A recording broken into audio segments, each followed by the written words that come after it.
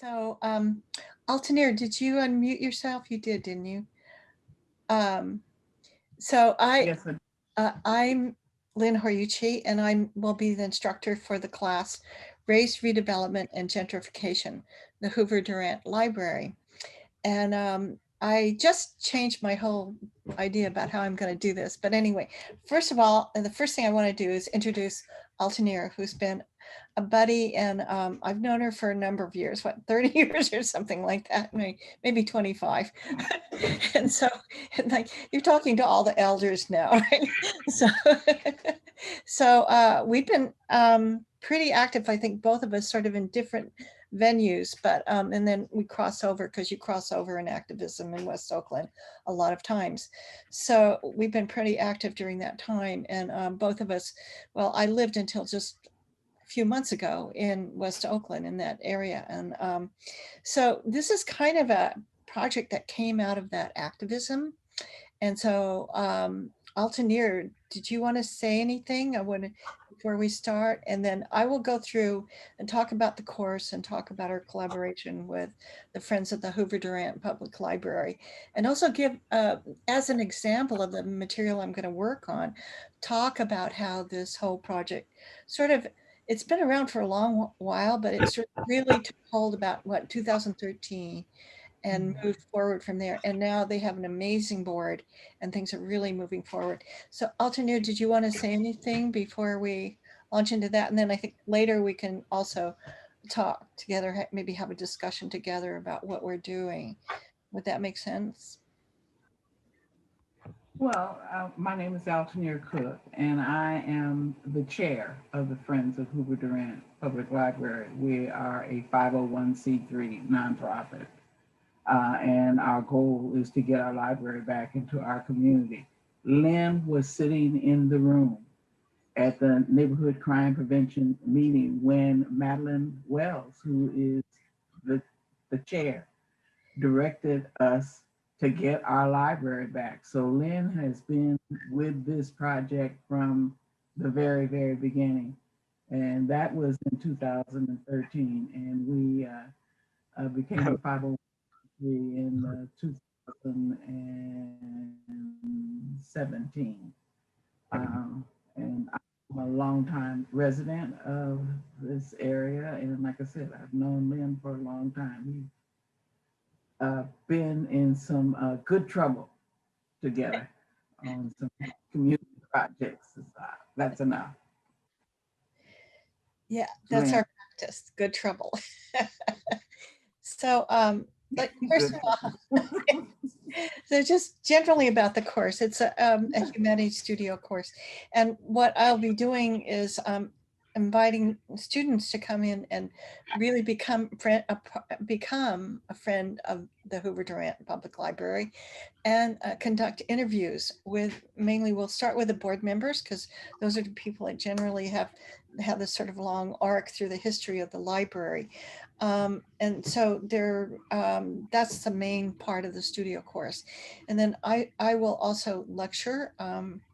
I want to bring in this whole idea about systemic racism, how race and redevelopment work together, and what kind of neighborhood this is. So I think the students will really get that experience by interviewing the board members, and they'll be doing one long interview and then one short interview, a 3-minute interview that will tap into this wonderful project that the Friends have. It's the Black Liberation Tour in the Hoover Durant neighborhood. And so the students will have an opportunity to create videos, 3-minute videos that will pop up to augment that tour. And that tour, that project's already rolling along. So they have the technical people that can place those interviews and then pop them up on the map.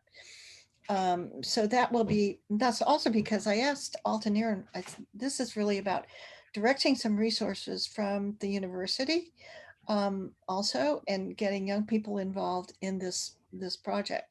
So I asked her what she would want them to do, what she was interested in having them do. And she said to write a history of the library development. So that's the other part of the project for the students. So I think it's going to be really interesting for them to work really closely with the board and in this really wonderful neighborhood. I mean, people would say like, why do you live there? But this is like, I've lived a really wonderful life in West Oakland, I have to tell you, with a really beautiful backyard that was park-like, and I had wonderful neighbors.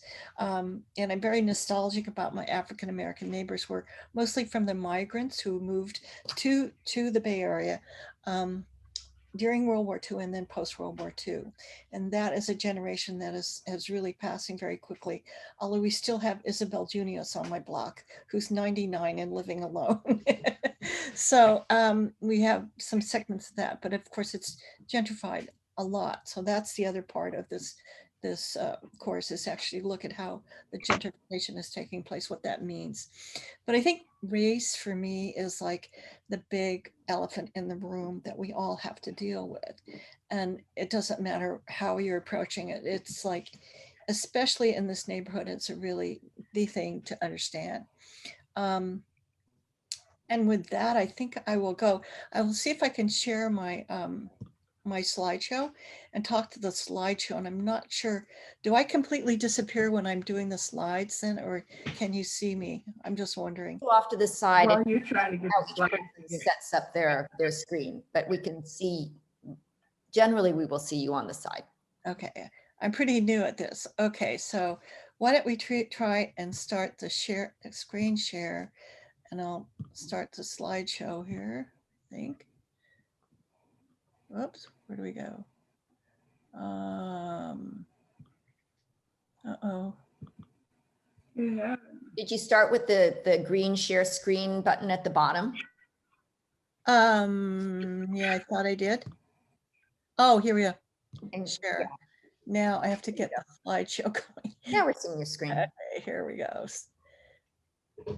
Oh, I can still see you guys. That's great. Okay, so this is the course. It's 4 units, Monday, Wednesday, Friday, 1 to 5, for anyone who's interested.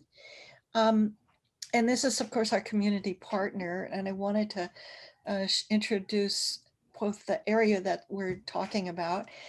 This is from, I will talk about this project in a little bit, this project site where they took down, demolished a school and then put it in a central kitchen, which is this big controversy.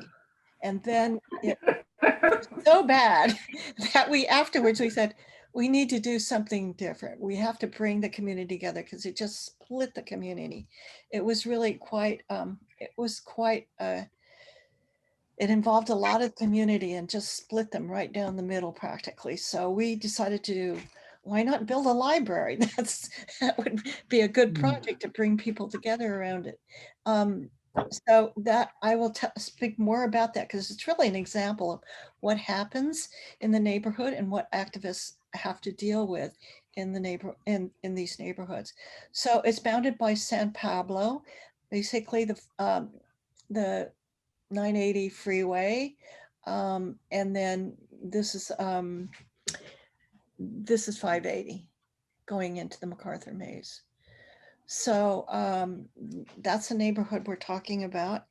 And this is the original board. Altaneer maybe can help me with this. This is Madeline Wells. Here's Altaneer. There's David Peterson. That's June Grant, is it not?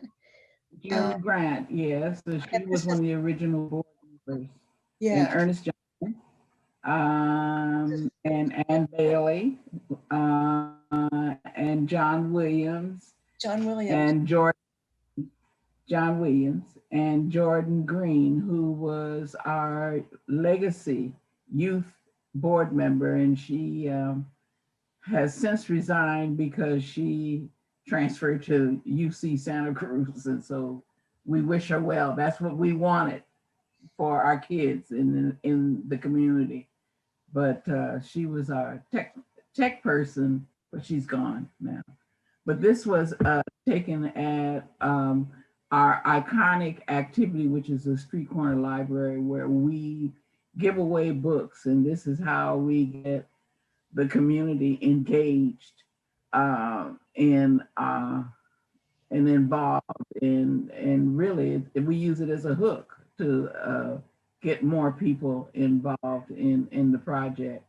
That's also Taryn McGrew standing there next to June Grant, and she has just been elected the climate change chair, I think, for the East Bay. So good things are going on with her.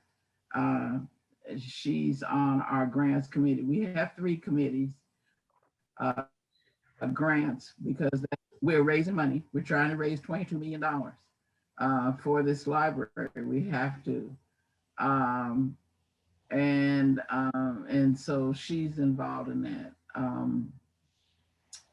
Like I said, Ernest Johnson we got another community organization, which is the Prince Hall Masons, that is located over on 30th and San Pablo. And Ernest represents them. We called on them and they stepped in and helped us very early on to just get the word out and just be there for us. And they sent us Ernest because Ernest has a wealth of skills and organizational skills. David Peters is the board treasurer. Madeline Wells sitting in front, she is our board member emeritus. And then that's me as chair. And so that's it. These other people working on various projects that we have, they're part of the Friends of Hoover Durant team. Team is pretty big. It's really, I'd say it's a brilliant board. I mean, they really do have a lot of things moving for such a small group, and also considering the conditions that we've always been working in. Yeah. So I would go briefly into that just with my. Well, yeah, let me say this. I think one of the things I think I would like to see the students get from this project, and Lynn touched on it. This has been a community. We service the Hoover Durant.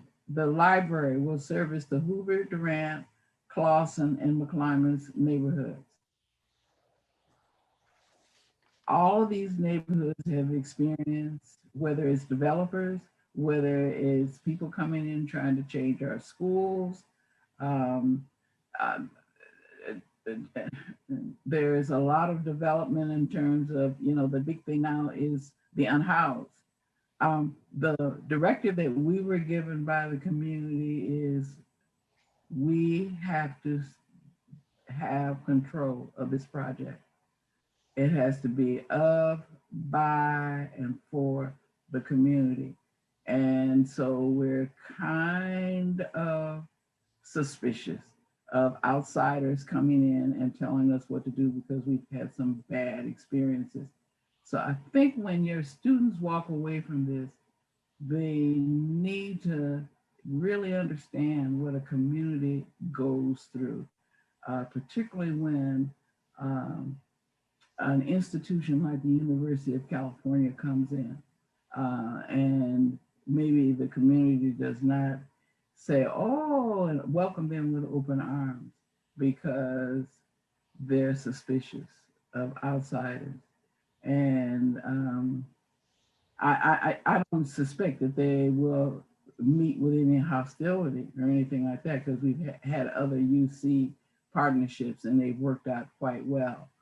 But I think one of the things that the students need to walk away from is they need to understand that the community has an idea about what they want to accomplish in these projects.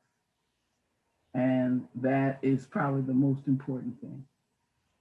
So, Maltenier, if I can interrupt you for a moment, but that actually is the model that we're trying to give to the students, which actually turned the model for normative urban planning on its head.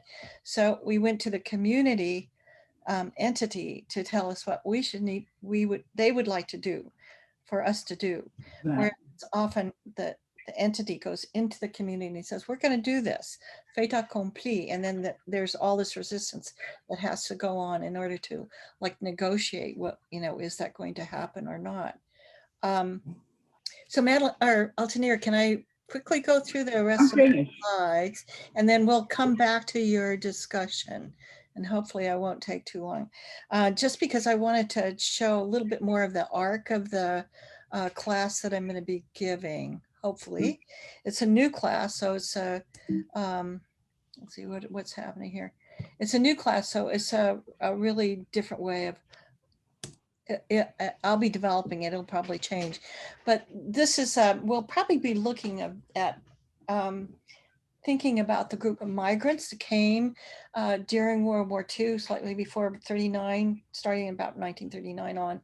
There's a huge influx, of course, millions of people were part of this great migration. And there were two sets of migrations, but this particular one was the later one. And that lasted into the 50s. So you can see how that population really concentrated here in the West Oakland area. And our little triangle is somewhere along here.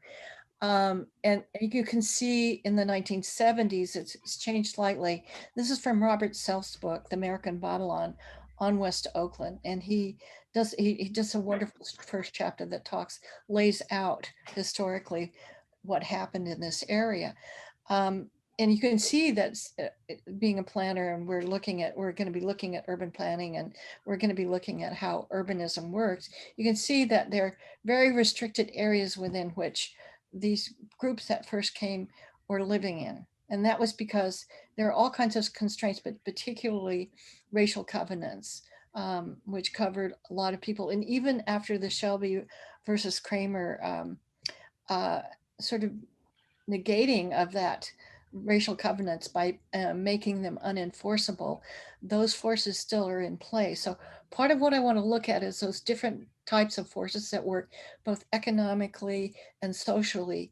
And in terms of like just pure property exchange and things like that, that's a big, huge chunk of it, of who can live where, who can actually buy houses where, who can develop where. Those were constraints that the West Oakland community definitely had to face over a long arc. And my arc is going to go all the way back to slavery and move forwards. I'll talk about the Constitution and sort of the creation of dominant privilege. So that's part of what I want to deal with. And then I thought I would just briefly talk about this project that happened that was sort of the impetus for what happened to form this library. This library committee, and also to push it forward. But because it's a classic kind of example of what happens in West Oakland, the Oakland Unified School District decided that they were going to build a central kitchen in this location here. And this is right in the middle of a residential area, even though West Oakland is very much of a mixed use area, and also demographically mixed, even though we're focusing on the African-American population, is quite mixed. And so they just come and said, we're going to build a central kitchen. And so of course, to do that, they had to demolish a school that was on the site. So here's this important resource in our neighborhood that they're just taking out. It'd been a site that was used for a school for over 100 years, and they were taking out. So this is where the big fight came. And this was like the change in the land use. It was like from the school site to this industrial site, the industrial use site. So that's what happens in West Oakland. I mean, there are all these different fights going on all the time, struggles over like, how are we going to use our land, or how are we going to protect the resources that we have? Well, we lost the fight to preserve the school. And so, and it was all wrapped around this whole idea of what I call the green dream, that is used for promotionally to create these kinds of projects. So they added there was a central kitchen, which is that large industrial use site it's a central kitchen for the Oakland Unified School District. And they added an urban farm and education center that was not well tied into the community. In fact, City Slickers had a site that was just very close by that had been in the community much longer, had much deeper ties in the community. that was also problematic. But in the end, we lost the school site, the school, which is actually designed in part by an important African-American architect who was one of the founding members of the National Organization of Minority Architects, and was Robert Kennard. But one of the mitigations that they provided, were these mural paintings that were created by the Attitudinal Healing Connection, as wonderful art nonprofit that's in Oakland, and run by Aishi Clotie and Kokomon Clotie had run this organization for a very long time, and Amana Harris is now moving over to take over more of the administration. But they have they're in West Oakland, over by the Cypress Freeway, or where the Cypress Freeway used to be, and they produce these amazing projects. So I'm using some of these to just sort of say how in the community, this is what happens, really integrated with the community. So, it's rest in peace, this dream of this school, born in the hustle, enlightened by the struggle. That's what happens. And then there's this other painting that is like very, very optimistic about where we might be able to go. And I think really defines what where the library is going now, and just the way it has developed with all these different projects going on. And this really, and hats off to Altair. This would not have happened without first Madeline Wells and then Altair. Altair has been the driver of this. She has incredible skills for doing this. I can't praise her enough for this.